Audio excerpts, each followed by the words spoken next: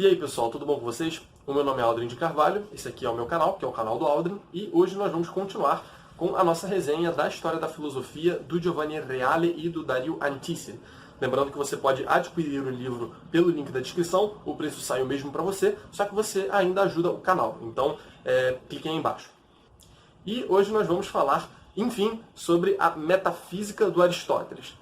Fizemos uma breve introdução no último vídeo ao Aristóteles, de maneira geral, falamos um pouco da vida dele, algumas questões importantes de serem esclarecidas antes de adentrar no estudo do Aristóteles, e hoje, enfim, a gente vai começar a falar da metafísica, que talvez seja aquela parte principal da filosofia dele, aquela parte que mais influenciou a posteridade.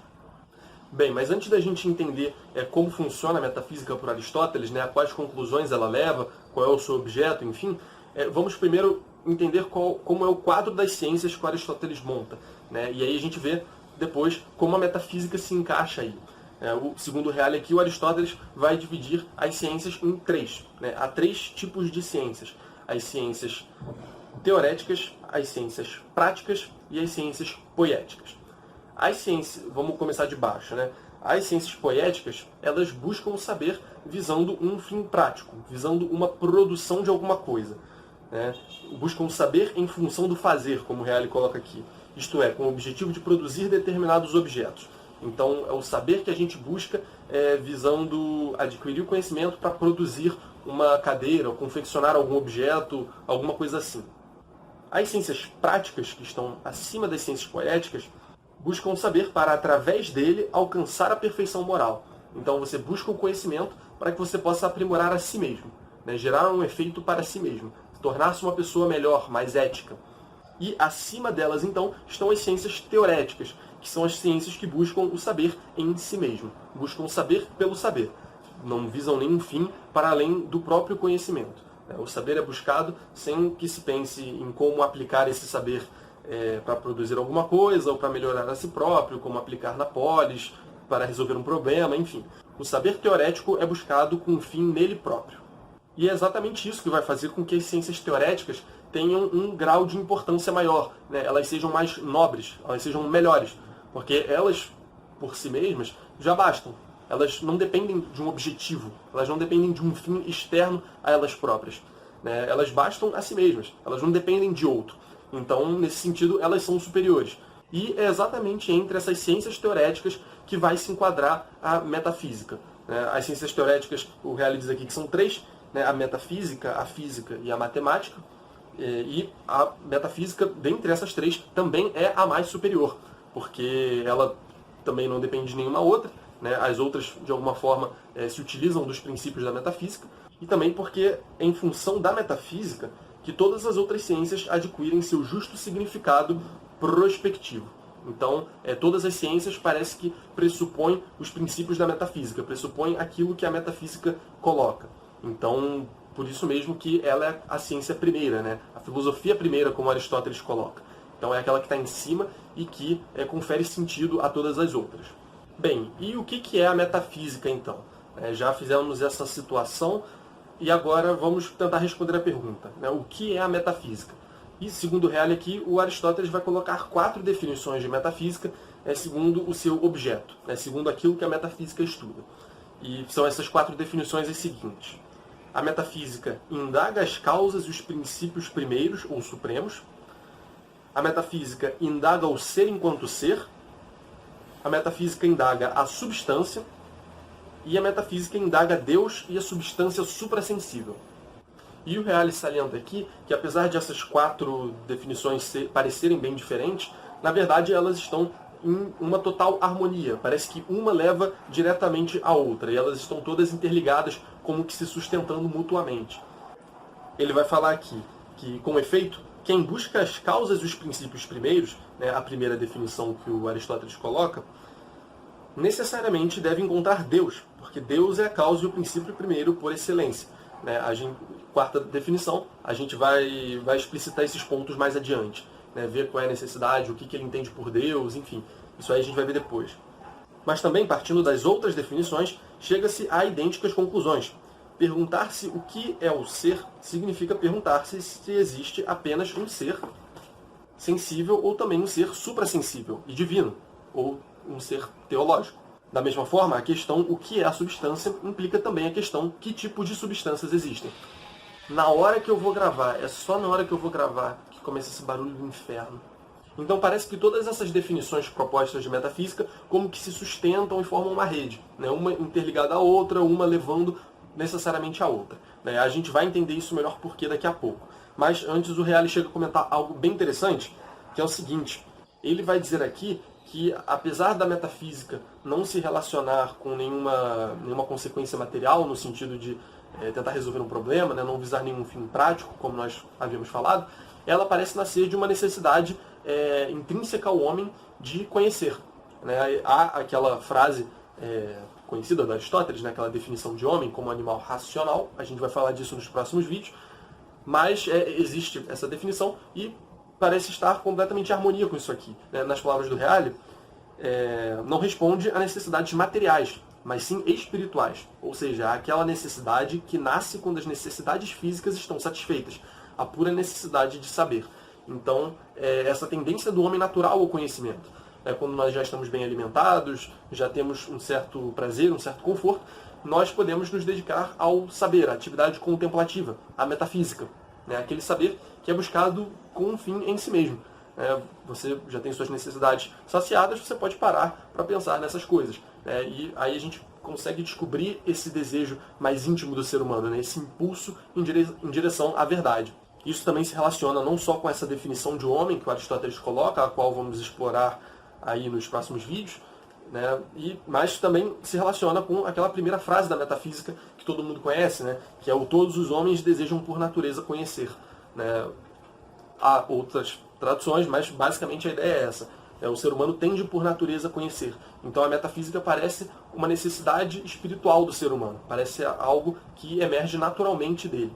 Bem, e se nós definimos então a metafísica como aquela ciência que indaga as causas e princípios supremos, o ser enquanto ser, a substância e Deus, ou a substância suprassensível, cabe a nós agora falar sobre cada um desses pontos e explicitar como eles se dão e qual é a resposta que o Aristóteles coloca para esses problemas. Segundo Aristóteles, cada uma das coisas sensíveis, né, das coisas que estão sujeitas ao devir, nos objetos que contemplamos na nossa experiência, tem 4 causas. Né? São resultado de 4 causas.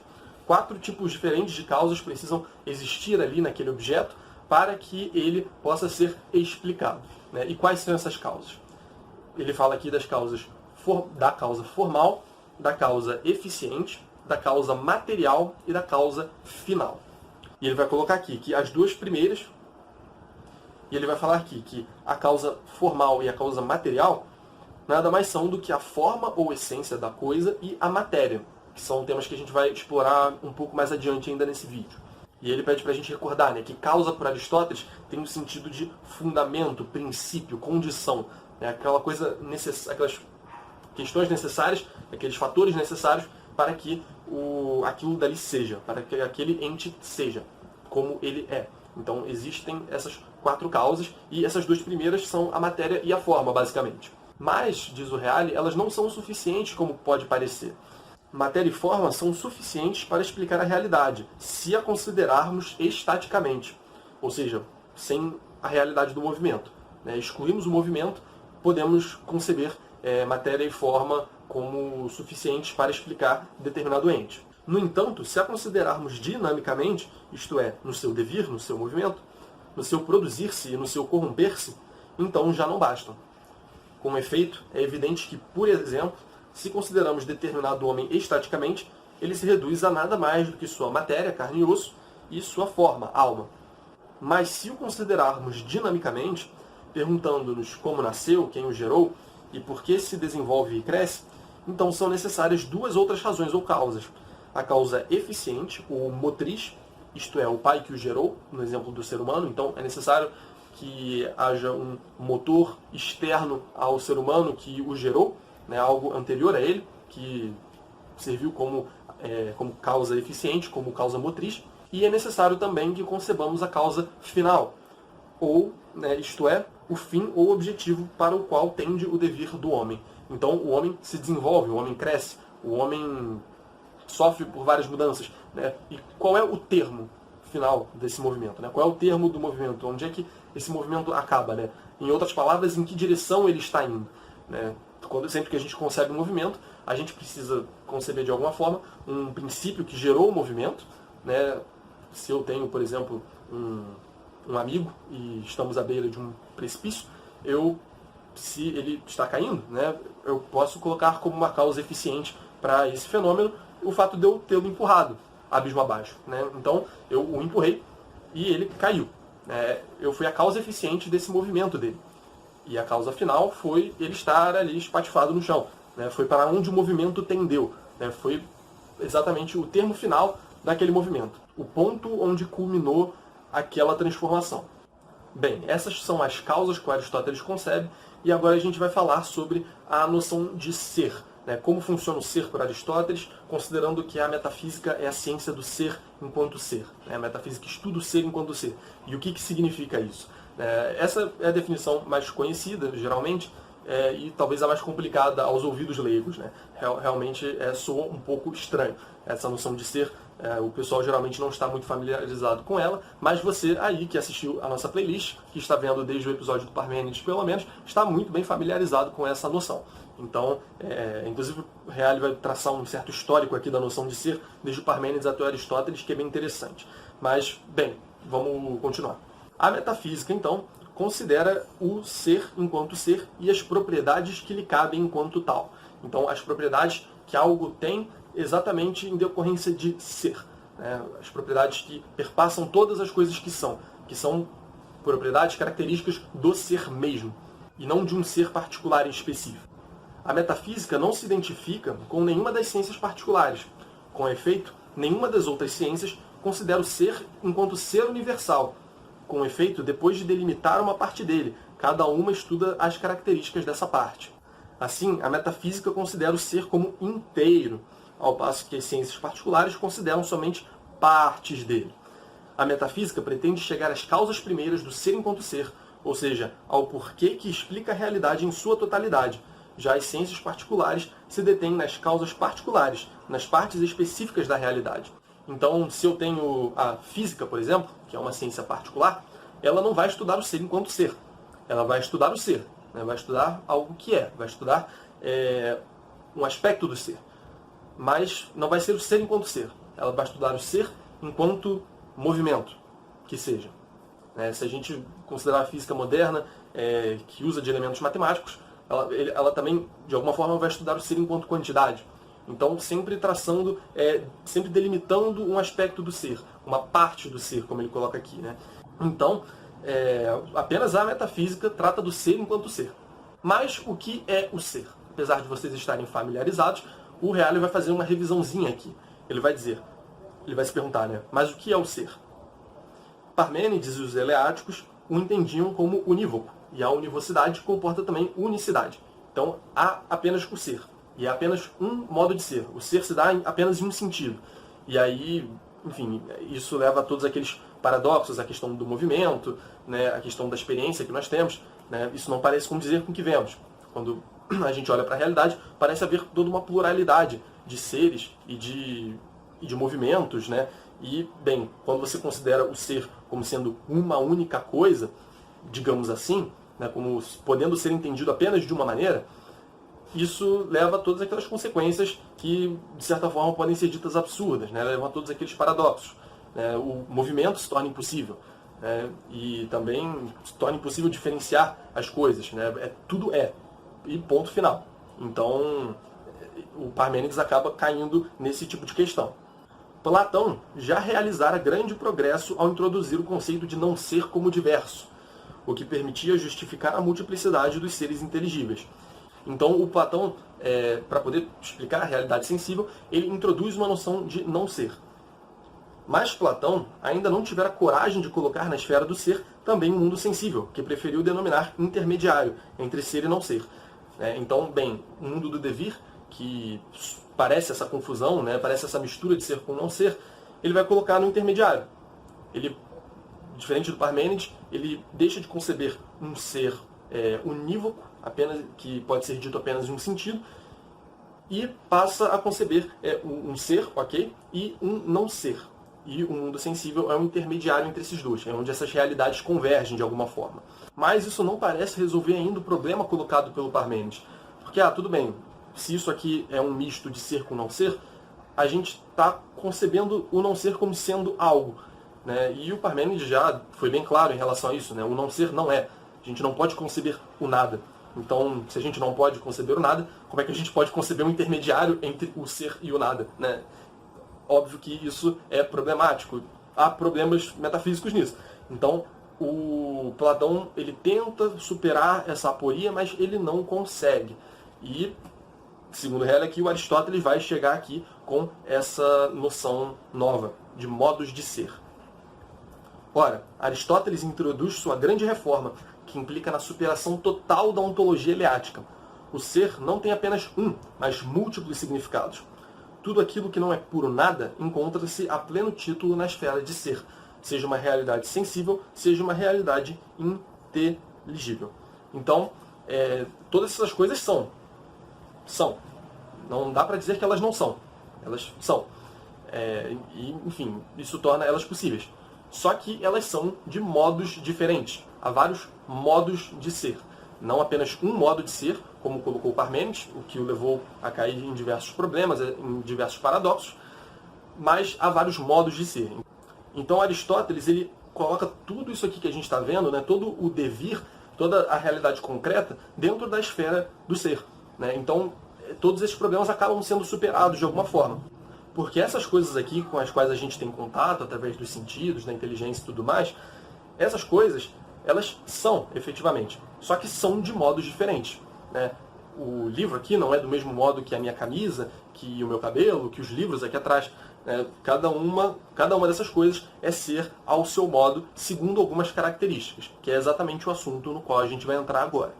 As categorias são apenas um significado possível de ser, que é o primeiro do qual a gente vai falar. Só que há outros 3 também, né? No total, os 4 são o ser como categorias, ou o ser em si, o ser como ato e potência, o ser como acidente e o ser como verdadeiro. E aí, esses 4 modos de ser primordiais, eles são originários, né? Ou seja, eles não podem ser explicados segundo nenhuma outra coisa. Eles próprios são como que o fundamento das explicações do ser. Então, para além delas, a gente não pode conceber mais nada na esfera do ser, né? Elas são como que a explicação última dentro das quais todas as outras coisas serão enquadradas. Bem, primeiramente então temos as categorias. As categorias representam o grupo principal dos significados do ser e constituem as originárias divisões do ser, ou como também diz Aristóteles, os supremos gêneros do ser. Aqui já introduzindo a noção de gênero-espécie. Eis o quadro das categorias. Então, as categorias são 10. Eu estou numerando muitas coisas hoje. Mas então, os modos de ser segundo as categorias são 10. A substância, ou essência, é o primeiro. A qualidade, a quantidade, a relação, a ação, a paixão, o lugar, o quando ou o tempo, o ter e o jazer. Eu vou fazer um vídeo depois explicando cada uma dessas categorias direitinho. A gente vai focar em algumas agora, mas porque eu acho que merece um vídeo separado e vai ficar muita informação nesse. Já vai ficar de qualquer jeito muita informação nesse vídeo, mas vou tentar reduzir um pouco a carga hoje. O que é importante de vocês saberem nesse vídeo principalmente é não todos os nomes direitinho das categorias. Isso aí, como eu disse, eu vou reservar um outro vídeo. Mas é importante vocês saberem que há uma dessas categorias que prevalece, que é a categoria de substância. A categoria de substância é aquela que vai sustentar todas as outras.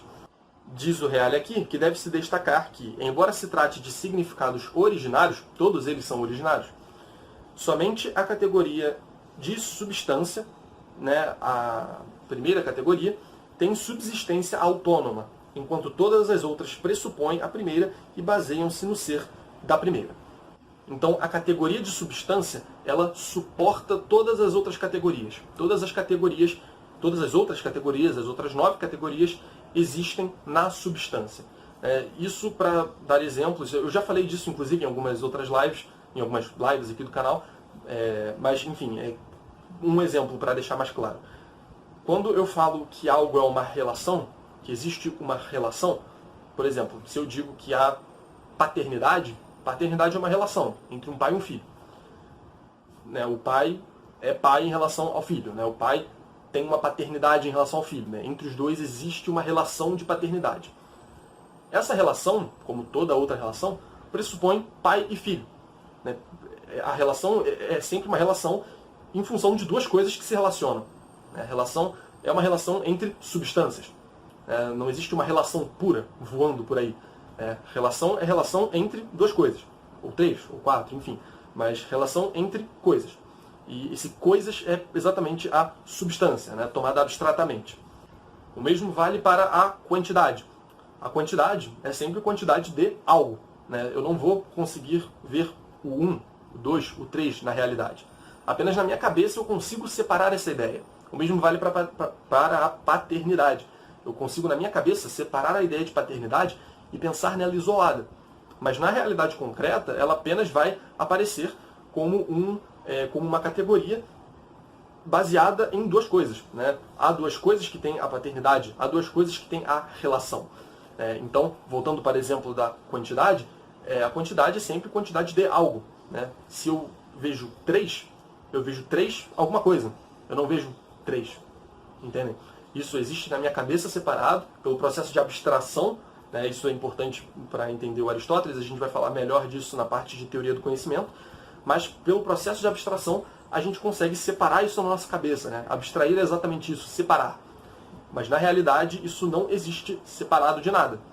Né? A relação é relação entre dois ou mais. A quantidade é sempre quantidade de alguma coisa. E esse de alguma coisa, e essas duas coisas que se relacionam, para ficar nos exemplos que usamos, são exatamente o que se enquadra na categoria de substância. E isso vale para qualquer outra categoria que eu elenquei aqui. Né? Se eu penso em um lugar, eu penso em algo num lugar. Né? Se eu penso em tempo, eu penso em algo no tempo, digamos assim. Então, todas essas categorias que eu coloquei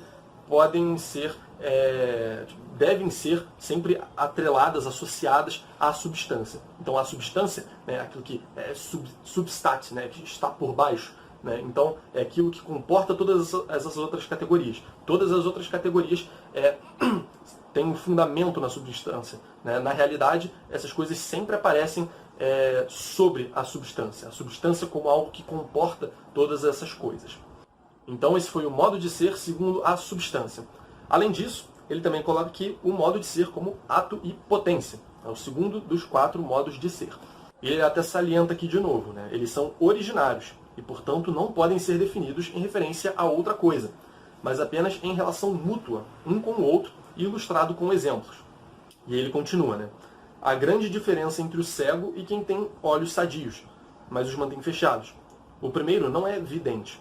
O segundo mas em potência, e não em ato, pois só quando abre os olhos é vidente em ato.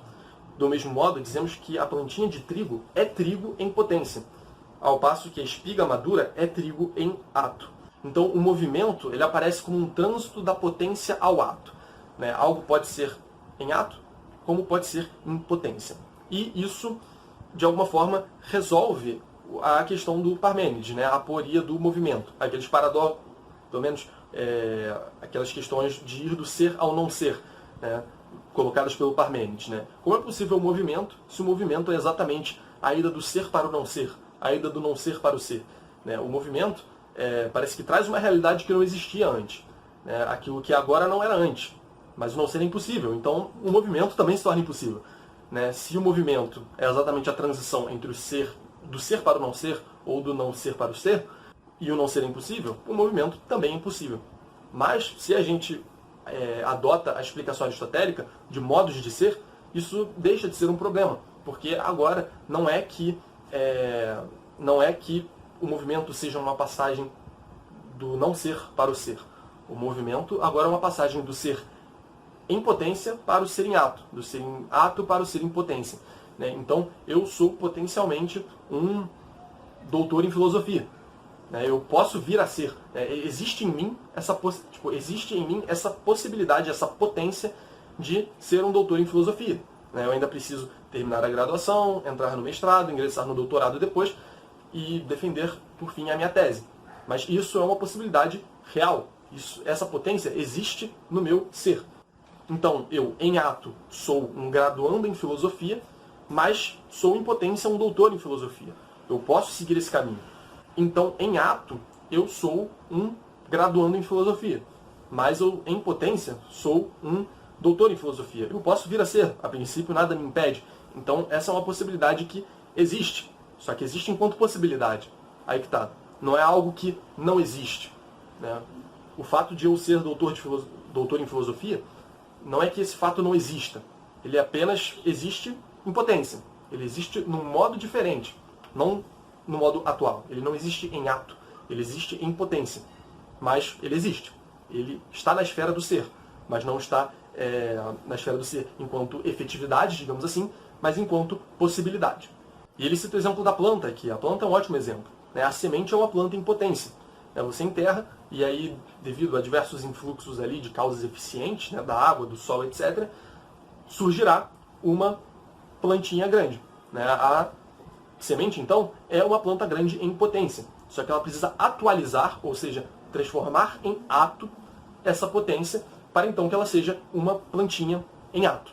Como o Reale falou, né, é difícil definir isso. Provavelmente não dá, porque senão não seriam conceitos originários, né, não seriam realidades ontológicas originárias. Mas eu estou aqui tentando dar esses exemplos, eu acredito que tenha ficado bem claro. Qualquer coisa, dúvidas aí na descrição do vídeo. Então vimos o ser como categorias, o ser como ato e potência, e o ser como acidente agora, né? São 4. Vamos para o terceiro, o ser como acidente. O ser acidental é o ser casual e fortuito, aquilo que acontece de ser. Pode ser que não aconteça, mas pode ser. Trata-se de um modo de ser que não apenas depende de outro ser, como também não está ligado a ele por nenhum vínculo essencial. Então, ele coloca aqui um exemplo, né? Por exemplo, é puro acontecer que eu esteja sentado, pálido, etc., em dado momento. Portanto, é um tipo de ser que não é sempre nem o mais das vezes, mas somente às vezes, casualmente. Então não é essencial ao Aldrin que eu esteja em pé. Eu estou em pé, infelizmente, porque eu estou cansado e gostaria muito de sentar, mas eu não tenho um banco alto o suficiente para isso. Mas, de todo modo, é completamente fortuito que eu esteja de pé. Eu poderia não estar de pé. E isso não muda nada a minha essência, né? O fato de eu ser Aldrin, o fato de eu ser homem e, enfim, todas as outras coisas que eu sou, não implica necessariamente que eu esteja de pé, né? Isso é, então, um acidente. É a fortuidade. Tá? Usei uma palavra que eu não sei nem se existe agora. Fortuidade. Enfim, acidentalidade. É algo que mas poderia não ser. Mesma coisa acontece com o meu cabelo, por exemplo. Meu cabelo é longo. Eu poderia cortá-lo e eu não deixaria de ser Aldrin, nem deixaria de ser homem. Eu não perderia a minha essência por isso. Então, ter o cabelo longo não é um elemento essencial de homem, nem de ser racional, nem de animal, nem de nada disso que eu participo. Ser enquanto categoria, ser enquanto ato e potência, ser enquanto acidente e ser enquanto verdadeiro. Ser enquanto verdadeiro é o seguinte: o ser como verdadeiro é aquele tipo de ser próprio da mente humana, que pensa as coisas e sabe conjugá-las como elas estão conjugadas na realidade, ou separá-las como estão separadas na realidade. E esse último tipo de ser, né, o ser como verdadeiro, é o que se estuda na lógica. Bem, vamos explicar isso aí. O ser como verdadeiro é aquele ser que existe apenas na nossa mente, que é quando nós juntamos coisas que na realidade estão juntas, ou separamos coisas que na realidade estão separadas. Aí há o ser enquanto verdadeiro. Em que sentido juntar e separar, né? Se eu digo que esse livro é marrom, eu estou juntando o livro ao marrom. Eu estou juntando a substância livro, vamos colocar assim, com a qualidade marrom, né? Que é uma outra categoria. Estou juntando essas coisas na minha cabeça. Elas são na minha cabeça e eu juntei. Se elas correspondem à realidade, elas são enquanto verdadeiro. Elas entram nessa categoria. Então, é verdadeiro quando na minha cabeça eu junto coisas que na realidade estão juntas. Ou também quando na minha cabeça eu separo coisas que na realidade estão separadas. Então, se eu digo que este livro não é azul, ou seja, na minha cabeça eu estou separando este livro de azul, a substância do livro da qualidade azul, e na realidade isso efetivamente se verifica, né? Não há azul nesse livro, não são realidades conjugadas, digamos assim, então eu estou falando a verdade, né? Então isso que está na minha cabeça é um ser enquanto verdadeiro, né? É um ser que não é o ser da realidade, é o ser da minha cabeça enquanto corresponde àquilo que está na realidade. Bem, recapitulando, falamos das 4 causas, né? Que a metafísica estuda as 4 causas, estudam o ser enquanto ser, então estudam todas essas categorias do ser, né? Essas categorias também, mas todos esses modos de ser dos quais nós falamos agora. E também, e aí tem mais 2 ainda, né? Tem a questão da substância, né? Que já introduzimos, mas agora vamos aprofundar, e também a questão da substância suprassensível. Mas vamos lá então. O Reale vai colocar aqui então agora alguns problemas relacionados a essa questão da substância, né? Algumas coisas que precisam ser resolvidas e que são pensadas. A princípio, é necessário que se concebam 2 problemas principais. Quais substâncias existem, né? Ou seja, existem substâncias sensíveis, como sustentam os filósofos, ou também substâncias suprassensíveis, como sustentam outros filósofos. O Aristóteles, inclusive, ele vai trabalhar sempre pegando opiniões de outros, citando e comparando, trabalhando dialeticamente, né? Isso é muito interessante. Então, ele leva em consideração sempre e explicitamente as considerações feitas sobre aquele assunto pelos seus antecessores. Então ele procura não deixar passar a opinião daqueles que já pensaram sobre o assunto. Então, quais substâncias existem? E o segundo problema é o que é a substância de maneira geral? Ou o que se deve entender quando se fala em substância? Bem, a primeira questão sobre quais substâncias existem, a gente vai ver ainda um pouquinho depois. Vamos se reter agora esse segundo problema, né? O que é a substância de maneira geral? Bem, agora Aristóteles vai mencionar algumas opiniões possíveis, né? O que é a substância, então? Os naturalistas apontam que são os elementos materiais. Eles são o princípio substancial. Os platônicos, eles indicam a forma como o princípio substancial, a dita ideia, né? O Platão faz esse salto, se contrapõe aos naturalistas. Então não é mais a matéria que é o ser propriamente dito, mas é a forma. Bem, e quem tem razão? Segundo Aristóteles, ao mesmo tempo, todos e ninguém tem razão, no sentido de que, tomadas singularmente, essas respostas são parciais. Em seu conjunto, porém, nos dão a verdade. Então, o Aristóteles vai propor uma síntese de matéria e forma, de um princípio formal e de um princípio material, como a gente já mencionou no começo, né? Ele vai falar da questão da causa material e da causa formal nas coisas. A matéria, filé, é indubitavelmente um princípio constitutivo das realidades sensíveis, porque funciona como um substrato da forma. A madeira é substrato da forma do móvel, a argila da taça, etc. Se eliminássemos a matéria, eliminaríamos todas as coisas sensíveis. Bem, isso soa até certo ponto meio óbvio, né? Todas essas coisas aqui nós compreendemos que tem esse substrato material, né? Que tem esse princípio material em si. E que, bem, se não tivessem, isso não é algo que está exatamente aqui, mas é uma consequência necessária, todas essas realidades, se fossem apenas formas, seriam apenas uma em cada espécie, né? Se a forma da cadeira, se as cadeiras comungam da mesma forma, se não houvesse matéria, não haveria 2 cadeiras. Apenas haveria uma cadeira, que seria a forma da cadeira, né? Apenas haveria a essência da cadeira. Não haveriam cadeiras particulares, né? Então, sim, há matéria nas coisas.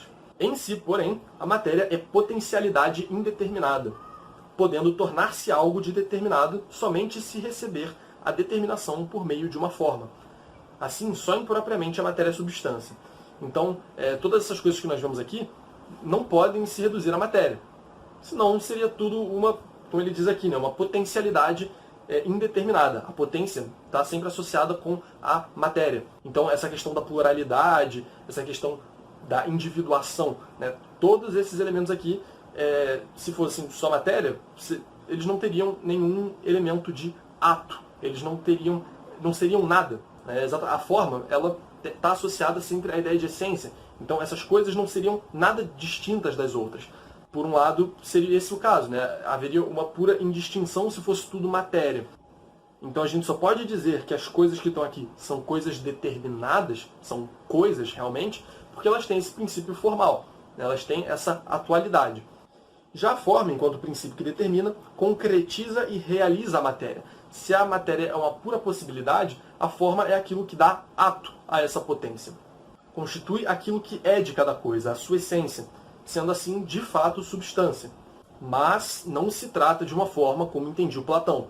Isso aqui é uma coisa fundamental para entender a contraposição entre o Platão e o Aristóteles. Então, a gente não está falando da forma hiperurânica transcendente, não é essa. Mas estamos falando de uma forma que é como um constitutivo intrínseco da própria coisa, né? É forma na matéria. Então, todas essas coisas, elas têm forma e matéria, né? A forma não é algo separado da coisa. A forma não sendo algo separado da coisa, ela está na coisa. Né? Na coisa, a matéria e a forma. E não é possível que haja, nessas coisas que a gente está vendo, matéria sem forma e forma sem matéria. Essas duas coisas têm esses dois princípios constitutivos.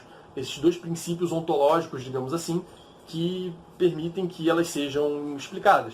Todas essas duas coisas são compostas de matéria e de forma. E não como dizia o Platão, né, que essas coisas são um tipo de confusão que está, de algum modo, ordenada a essas formas suprassensíveis que estão totalmente, que são totalmente alheias às coisas, às correspondentes delas no mundo do devir. Então, aquelas coisas que existem no mundo concreto são sínolos, né? Como ele coloca aqui, sinolo, são misturas, né? Não é bem mistura, né? Mas são, como a gente diz, né? A ideia de concreto exatamente pressupõe que existe uma união, né, entre duas coisas, né?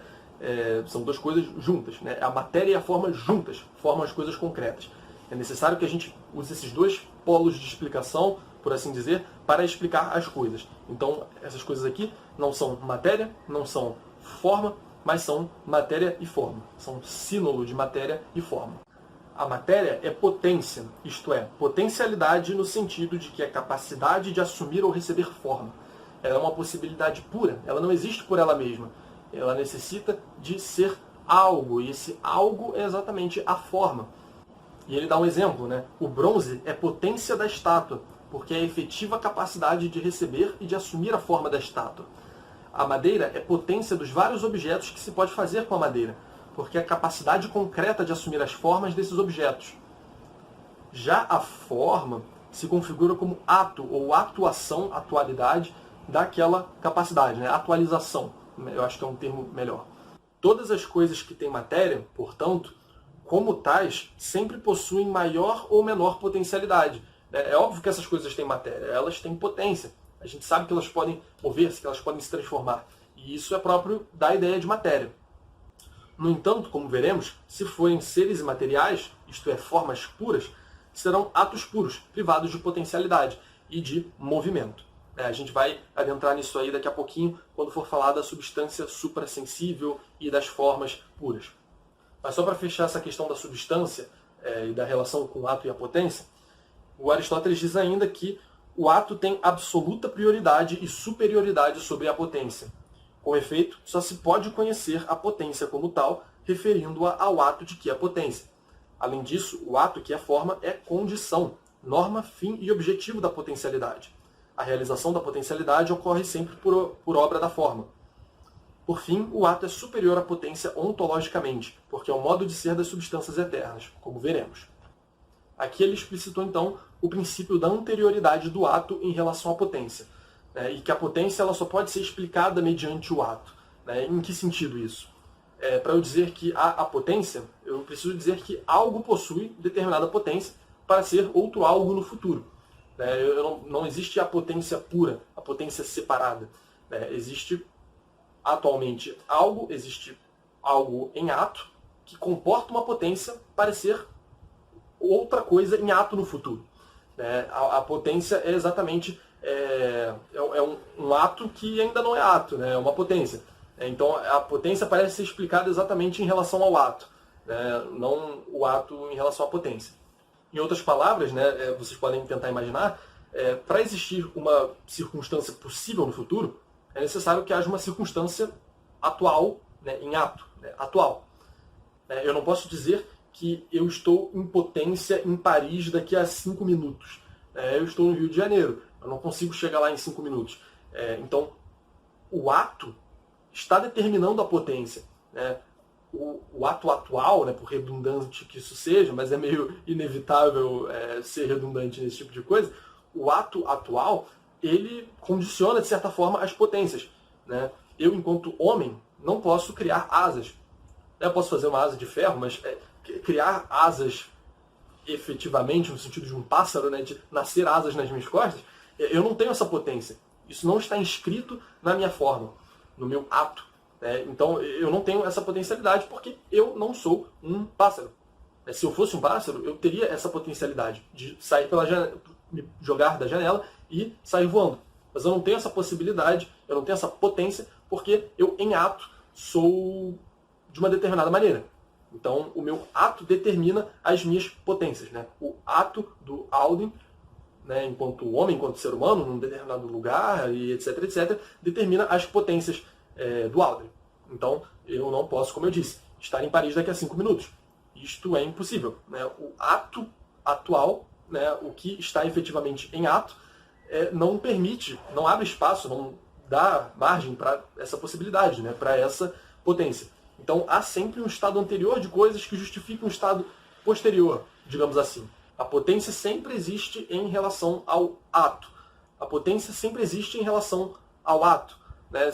Como que a gente poderia conceber a potência, né, a possibilidade, se não houvesse nada? Né? É a mesma coisa, eu não posso conceber que haja aqui na minha mão agora uma barra de ouro. Né? Eu não tenho condições de prover isso. Então, o movimento sendo esse constante trânsito entre ato e potência, né, do ato à potência, da potência ao ato, se torna evidente quando a gente vê que há certos movimentos que atualmente são impossíveis. Como eu disse, eu não posso me jogar pela janela e achar que eu vou sobreviver. Eu não posso estar em Paris daqui a 5 minutos. Então, a condição atual dá os pressupostos, né, impede, num certo sentido, e dá as bases, os antecedentes, para um estado futuro de coisas. O ato determina a potência, né, não o contrário. Depois dessa longa exposição aqui, dando exemplos, eu espero que tenha ficado claro.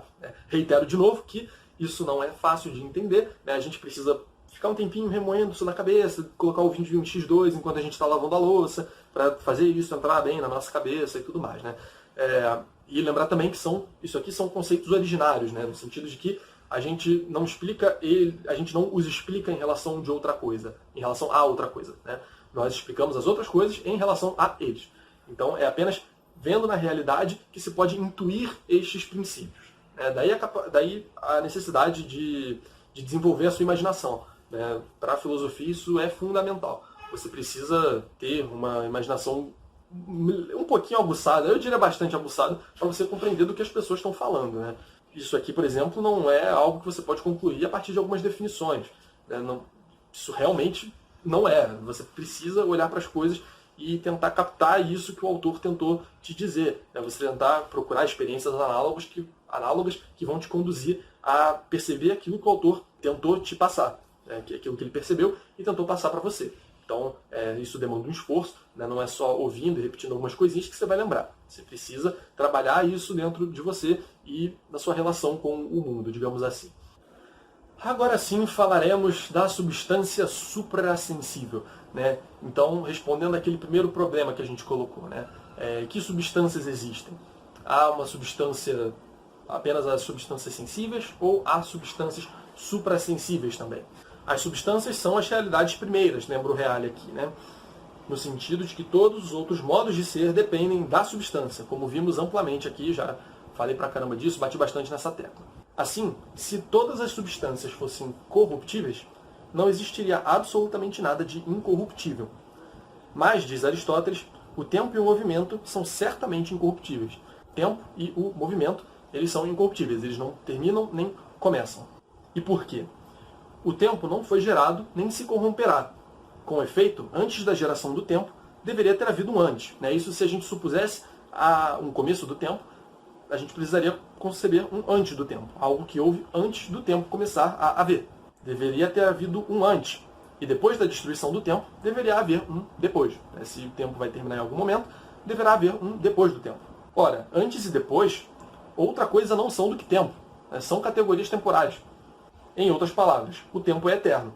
Então, não tem como a gente conceber um começo para o tempo. se a gente concebesse um começo e um fim para o tempo, a gente já estaria considerando o tempo dentro do tempo. E, enfim, óbvio que isso é absurdo. Então o tempo precisa ser eterno. Não pode ter nem começo, nem fim. O mesmo raciocínio vale também para o movimento, porque, segundo Aristóteles, o tempo outra coisa não é do que uma determinação do movimento. Sendo assim, a eternidade do primeiro postula a eternidade também do segundo. Então, tempo e movimento são realidades que estão intimamente relacionadas, e não dá para a gente conceber um sem conceber o outro. Então, acaba que postular a eternidade de um é postular a eternidade de outro. Então, nesse sentido, o tempo e o movimento são eternos. Mas, a que condição pode subsistir um movimento e um tempo eternos? Com base nos princípios por ele estabelecidos, estudando as condições do movimento na física, o estagirita, Aristóteles, responde que apenas é possível isso se subsistir um princípio primeiro que seja causa dele.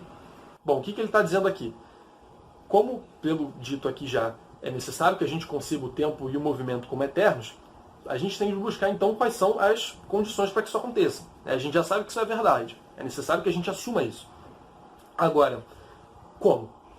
O que permite que isso aconteça? Agora a gente vai buscar as causas desse movimento eterno e desse tempo eterno. E ele diz, apenas é possível o tempo eterno e o movimento eterno se subsistir um princípio primeiro que seja a causa deles. E como deve ser este princípio para ser causa desse movimento eterno? Lembrando aqui, eu acabei de perceber isso, falando em princípio aqui, ele não está falando necessariamente algo que vem antes cronologicamente, tanto que ele acabou de dizer, antes do tempo não faz sentido. Não faz sentido a gente conceber antes do tempo, e por isso que a gente concebe o tempo como eterno. Mas ele está falando aqui de um princípio no sentido ontológico, de algo que é anterior ontologicamente. Algo de que o tempo eterno e o movimento eterno dependam, ainda que eles sejam simultâneos, não necessariamente anteriores cronologicamente ao tempo e ao movimento eternos. E como deve ser este princípio para causar esse movimento eterno? Em primeiro lugar, diz Aristóteles, o princípio deve ser eterno. Se o movimento é eterno, eterna deve ser a sua causa. Algo que não é eterno não vai causar algo eterno. Em segundo lugar, o princípio deve ser imóvel. Com efeito, só o imóvel é a causa absoluta do móvel. E Aristóteles demonstrou isso rigorosamente na física. Tudo aquilo que está em movimento é movido por outro. E se esse outro, por seu turno, também está em movimento, é movido por outro ainda. Então, se algo se move, é necessário que se conceba algo que move esse algo. Mas se esse algo que move o algo também está em movimento, é necessário conceber um algo que mova esse algo que move esse primeiro algo do qual a gente falou. Então, a gente vai começar a regredir, Opa, isso aqui moveu isso, moveu isso, moveu isso, moveu isso, moveu isso, moveu isso. Por exemplo, uma pedra é movida por um bastão. O bastão, por seu turno, move-se impelido pela mão. A mão é movida pelo homem. Em suma, para explicar cada movimento, é preciso referir-se a um princípio que, em si, não seja movido, pelo menos em relação àquilo que move. Com efeito, seria absurdo pensar que se pode remontar ao infinito, de motor em motor, porque seria impensável. Nesses casos, um processo é infinito, Ora, sendo assim, não apenas deve haver princípios ou motores relativamente imóveis, dos quais derivam os movimentos singulares, mas também, com tanto mais razão, deve haver um princípio absolutamente primeiro e absolutamente imóvel, do qual deriva o movimento de todo o universo. Bem, se a gente explica uma coisa em relação à outra, explica essa outra coisa em relação a uma terceira, explica essa terceira em relação a uma quarta, e essa quarta em relação a uma quinta e tudo mais, se a gente segue o infinito, se a gente assume que essas explicações são infinitas, na prática a gente não está explicando nada. A gente não está deixando clara a situação. Se a gente quer explicar algo em decorrência de algo anterior, beleza, explicamos. Mas se esse algo anterior requer uma outra explicação, que requer uma outra explicação, que requer uma outra explicação, fica cada vez mais difícil de explicar. E se a gente acaba decidindo jogar isso na conta do infinito, ficamos totalmente sem explicação. Acaba que a gente não consegue explicar isso que a gente está querendo analisar. Então a gente não pode, por ser impensável, a gente deve rejeitar essa possibilidade. E aí por isso que é necessário que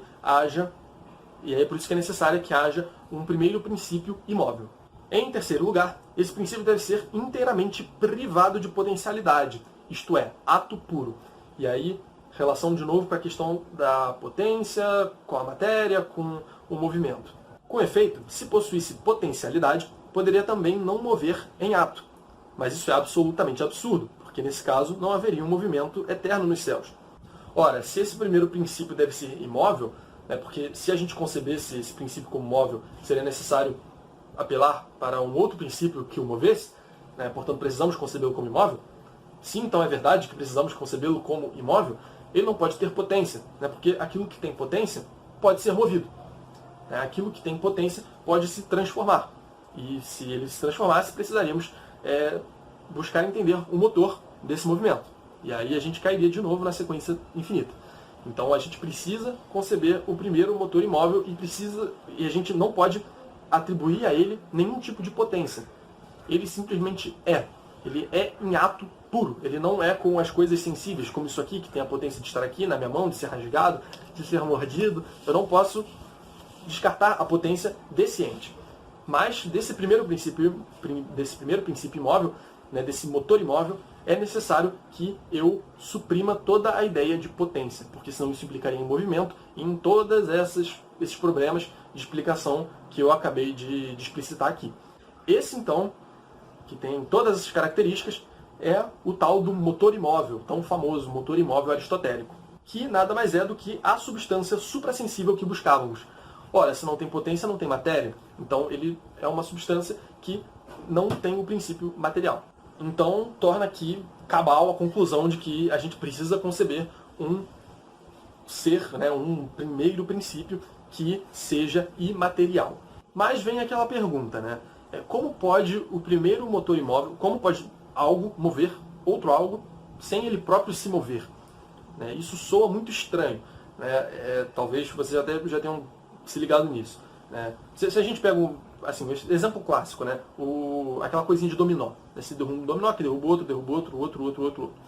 Para um dominó ser derrubado, ele tem que ser abatido ali, né? Precisa ter sido acertado por outro dominó, que em seu movimento moveu o outro.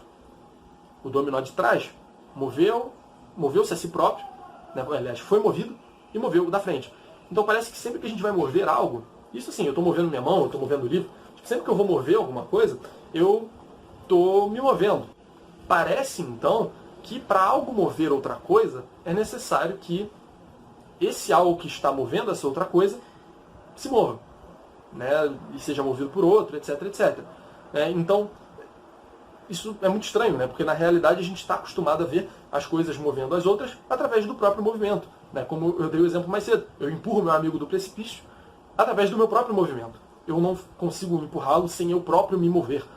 Ainda que eu usasse o poder da mente ou qualquer coisa assim, a minha mente estaria se movendo. Né? Haveria uma potência, né, que estaria sendo atualizada e o meu amigo estaria se movendo. Né? Então, parece que para mover é necessário que o motor seja movido.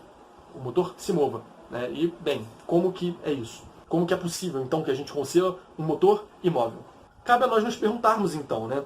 No âmbito das coisas que nós conhecemos, que a gente tem certeza que existem aqui em volta da gente, existirá algo que saiba mover sem ele próprio se mover? É esse exercício que a gente está tentando fazer agora, né? Será que realmente isso é impossível? Será que não tem nada aqui em volta da gente que mova sem ser movido? Aristóteles responde apresentando como exemplos de coisas assim o objeto do desejo e o objeto da inteligência. Isso aqui é muito brabo, é muito maneiro. O objeto do desejo é aquilo que é belo e bom. O belo e o bom atraem a vontade do homem sem de modo algum se moverem. Da mesma forma, o inteligível move a inteligência sem se mover. Então, bem, vamos trazer para um caso concreto. Se eu tenho um pedaço de carne, um bife acebolado, delicioso, uma picanha maravilhosa, preparada num prato em cima da mesa. Ela está parada. Eu estou passando e eu vejo aquela picanha. Por mais que eu não vá até ela, pode ser de outra pessoa, então eu não vou simplesmente chegar lá e pegar. Mas, mesmo assim, houve um movimento em mim gerado por aquilo que é o objeto do meu desejo. Ainda que eu tenha só olhado e, nossa, caraca, que coisa bonita, parece uma delícia isso. Ou se eu realmente tiver ido até ela e pego nela, então tenha eu ido diretamente a ela ou não, aquele objeto do meu desejo, estando parado, imóvel no certo sentido, gerou algo em mim que gerou uma mudança em mim, né? Atualizou uma potência em mim, gerou um movimento em mim, me moveu de alguma forma em direção a ela, ainda que talvez não fisicamente, de eu ir até lá para pegar a picanha, moveu algo em mim por causa dela, em direção a ela. Né? O meu desejo se moveu em direção àquele bem. Ele fala aqui o bem e o belo, né? Então são essas coisas que são os motores da vontade, né? A gente é atraído por esse tipo de coisa, ainda que a coisa em si não se mova, né? Mas ela move a gente. Essa é a analogia que ele faz. E não só essas questões do desejo, de maneira geral, mas também da inteligência, né? Se eu olho para algo, né, eu naturalmente capto aquilo. O objeto inteligível, ele atrai a minha atenção e a minha inteligência, que capta o objeto sem ele próprio fazer nada. Se eu vejo alguma coisa que eu não vi antes, ou até algo que eu vi antes, a minha inteligência capta aquilo, abstrai a essência. A gente vai falar um pouco melhor de como funciona a gnoseologia aristotélica depois, mas fato é que a minha inteligência é direcionada para aquele objeto sem o objeto fazer nada. O objeto está parado, está imóvel, né? Ele não exerce nada diretamente sobre mim, né? Ele exerce um poder de atração, e essa é uma palavra boa, né, eu acho. Atração. Da mesma forma, o objeto do desejo, como eu falei. Então, esses são os exemplos concretos de coisas desse tipo que a gente tem. Analogamente, então, o primeiro motor move como objeto de amor, atrai o amante. E como tal, permanece absolutamente imóvel. Então, eu amo algo, eu vou até o algo. Aquele algo me atrai sem ele próprio fazer nada. E, analogamente, é assim que o motor imóvel funciona.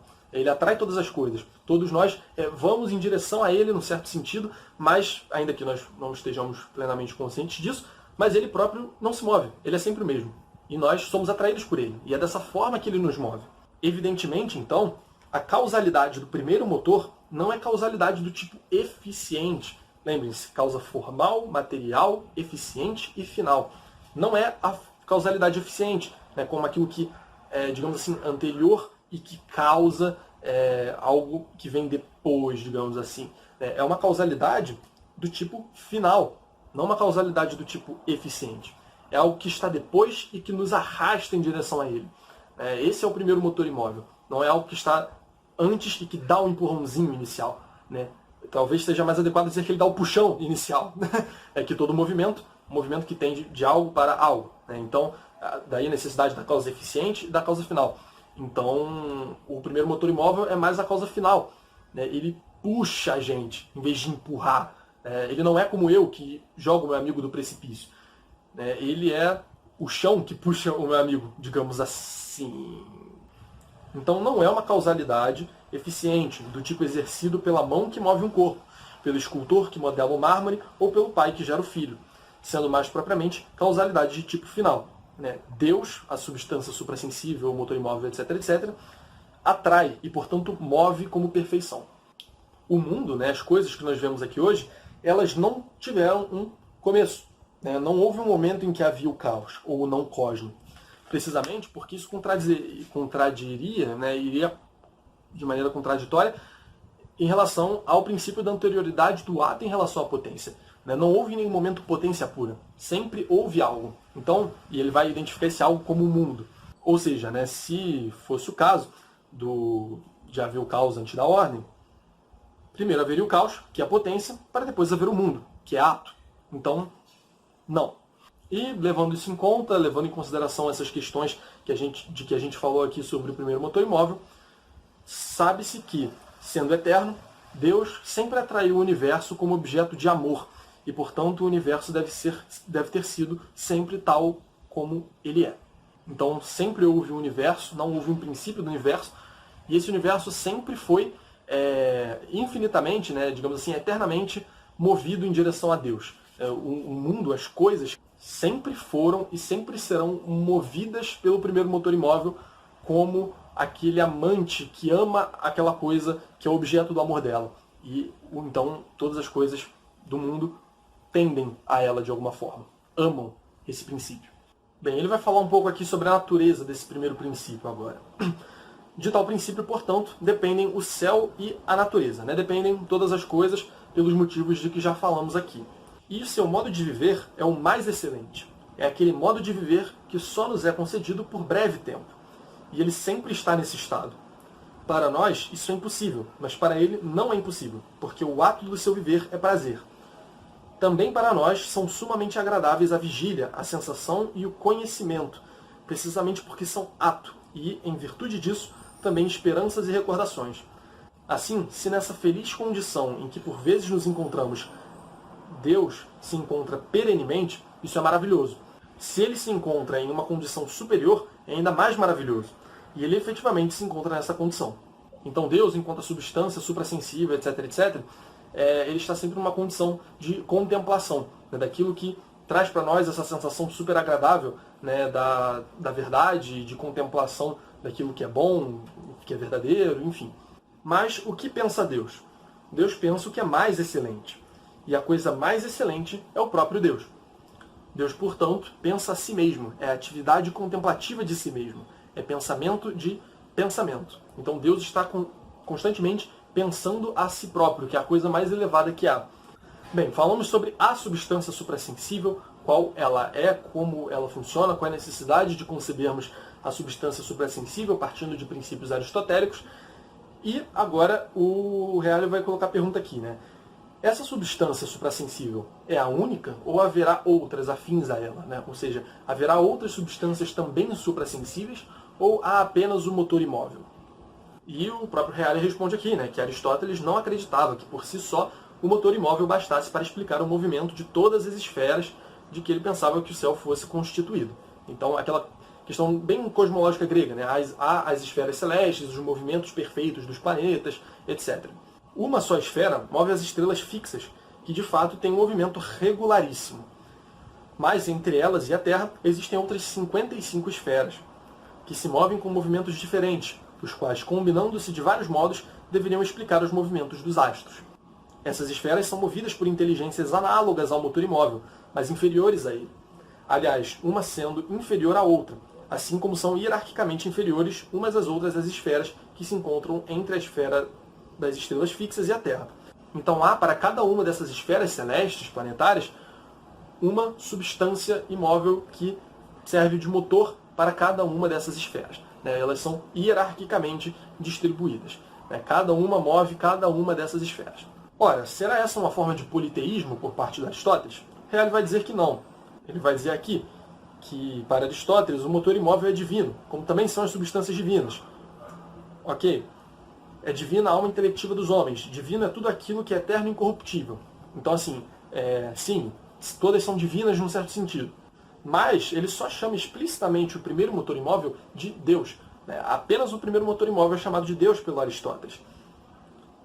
O que reafirma sua unicidade e deduzindo dessa unicidade também a unicidade do mundo. Além disso, o 12º livro da Metafísica se conclui com a solene afirmação de que as coisas não querem ser mal governadas por uma multiplicidade de princípios. Afirmação que é inclusive selada pelo significativo verso de Homero. Não é bom o governo de muitos, seja um só o comandante. Então, imagine-se num exército, por exemplo. Um exército único que tem vários comandantes irredutíveis entre si, digamos assim. Cada um emite as suas ordens. Esse exército não vai dar certo. Não existe unicidade de movimento, unidade de movimento. Não existe uma coerência, uma ordem mais geral. Se fossem vários comandantes subordinados a um comandante superior, aí beleza, mas não é o exemplo que ele está colocando aqui. Tudo seria uma bagunça, não haveria ordem efetivamente. Não haveria ordem propriamente dita se houvessem vários princípios. Então, o que é necessário que se conceba é que, realmente, há um princípio supremo que é o motor imóvel. Em Aristóteles, portanto, há um monoteísmo mais exigencial do que efetivo. Exigencial porque ele procurou separar claramente o primeiro motor imóvel dos outros, colocando-o num plano inteiramente diverso, a ponto de poder legitimamente chamá-lo único, e de sua unicidade deduzir a unicidade do mundo. Por outro lado, essa exigência realiza-se apenas em parte, porque as 55 substâncias motrizes são igualmente substâncias eternas e materiais, e imateriais, que não dependem do primeiro motor imóvel quanto ao ser. Então, a princípio, essas substâncias não dependem do primeiro motor imóvel. O Deus aristotélico, então, não é criador dessas 55 inteligências motrizes, e daí nascem todas as dificuldades sobre as quais raciocinamos.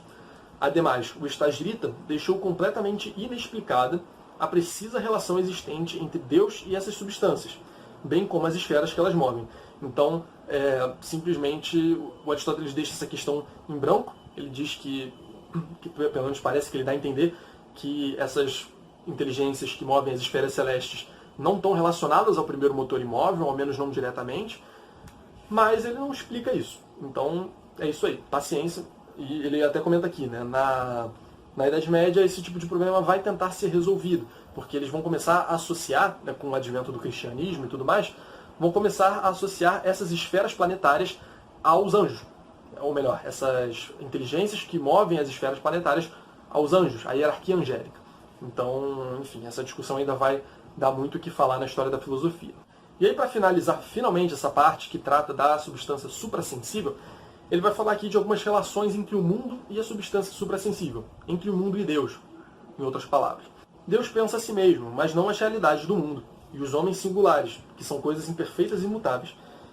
Então, a inteligência divina não pensa nos homens, nas coisas do mundo. Não pensa no mundo do dever. Ele pensa apenas em si mesmo. Então é um Deus como que fechado. E é importante ressaltar isso aqui, porque muitas vezes é meio óbvio, né, na cultura que a gente vive, associar o primeiro motor imóvel ao Deus cristão, que, de fato, esses dois conceitos, digamos assim, guardam muitos traços similares. No entanto, o Deus cristão é um Deus que ama, né, que, no certo sentido, pensa sempre nas criaturas que ele próprio criou. Né? Inclusive, o Deus daqui também não é o Deus do Aristóteles, não é um Deus criador. É um Deus que meio que puxa. Né? O mundo, ele também é eterno. O movimento do mundo sempre está ali, né? O mundo sempre foi. Não houve um momento de criação. Então, nesse sentido, é totalmente incompatível com o Deus cristão. Né? Na Idade Média haverão esforços para modificar isso, enfim, a gente vai estudar isso daqui a um bom tempo. Né? Eu espero que até o final do ano, início do ano que vem, a gente já esteja metendo bronca na filosofia medieval. Nesse sentido, então, como não pode conhecer, também não pode amar, nenhum dos homens individualmente. Em outros termos, Deus é só amado e não também amante. Ele é só objeto e não também sujeito de amor. Para Aristóteles, assim como para Platão, é impensável que Deus, o absoluto, ame alguma coisa, algo que não seja ele próprio, dado que o amor é sempre tendência a possuir algo de que se está privado. Então a gente ama algo que a gente, num certo sentido, não tem. E Deus não está privado de nada. Deus é ato puro, não lhe falta nada, não há potência, ele não visa nada. Ele próprio já encerra o próprio bem, né? Ele não visa um bem, o movimento dele não vai em nenhuma direção. Então não há nada que ele possa alcançar. Né? Não existe essa possibilidade. Ele em si já é alcançado por si mesmo. A natureza dele já está encerrada. Então não existe esse movimento, essa busca, essa privação. E Deus não está privado de nada. E por fim, esse vídeo deve estar absurdamente enorme, mas tudo bem, faz parte, a matéria é difícil mesmo. Ele vai falar um pouco das relações entre Platão e Aristóteles a respeito do suprassensível. Eu já disse aqui em linhas gerais que há diferença, mas eu ainda não aprofundei muito. O Reale vai dizer aqui que o Aristóteles criticou fervorosamente a concepção platônica, né? Com numerosos argumentos, demonstrando que se elas fossem separadas, ou seja, transcendentes em relação às coisas, né, não imanentes, não nas coisas, mas realidades separadas, como queria Platão, não poderiam ser causa da existência das coisas, nem causa de sua cognoscibilidade. Para poder desenvolver esse papel, as formas são introduzidas no mundo sensível, tornando-se imanentes. Então agora as formas fazem parte das coisas e então isso permite com que nós compreendamos as coisas. Antes nós só tínhamos o conhecimento das realidades suprassensíveis, que não tinham uma correspondência muito forte, digamos assim, com as realidades concretas, com o mundo sensível. Agora não, agora as formas fazem parte do mundo sensível, não que elas sejam sensíveis, mas que no sentido de que as coisas são matéria e forma ao mesmo tempo. Né? Elas não são só matéria parecida com a forma suprema. Elas são matéria e forma num único ente. Né? A ideia de concreção, a ideia de concretude. São matéria e forma junto. O mundo do suprassensível, para Aristóteles, não é um mundo de inteligíveis, mas sim de inteligências, né? Tendo no seu vértice a suprema das inteligências. As ideias ou formas, por seu turno, são a trama inteligível do sensível, como vimos. Então, para Aristóteles, o mundo suprassensível vai ser composto das inteligências separadas, né, das formas puras, enfim, dessas inteligências, e pelo primeiro motor imóvel, que também é uma inteligência. Então, basicamente é isso, né? Diferente do Platão, que vai dizer que a forma das coisas faz parte desse mundo suprassensível que existe separado do sensível. Bem, pessoal, eu espero muito que vocês tenham gostado desse vídeo. Deu trabalho, com certeza ficou maior do que o do Platão até, mas eu espero que tenha sido uma boa explicação. Pelo que eu pude perceber aqui no desenvolvimento do vídeo, Eu senti que ficou muito boa, mas fiquem à vontade para depositar suas dúvidas aí nos comentários. Eu espero que vocês tenham gostado, deixem um gostei, comprem o livro pelo link da descrição do vídeo. Divulguem aí, inscrevam-se no canal. Eu tô cansado, gente. Obrigado. Tamo junto.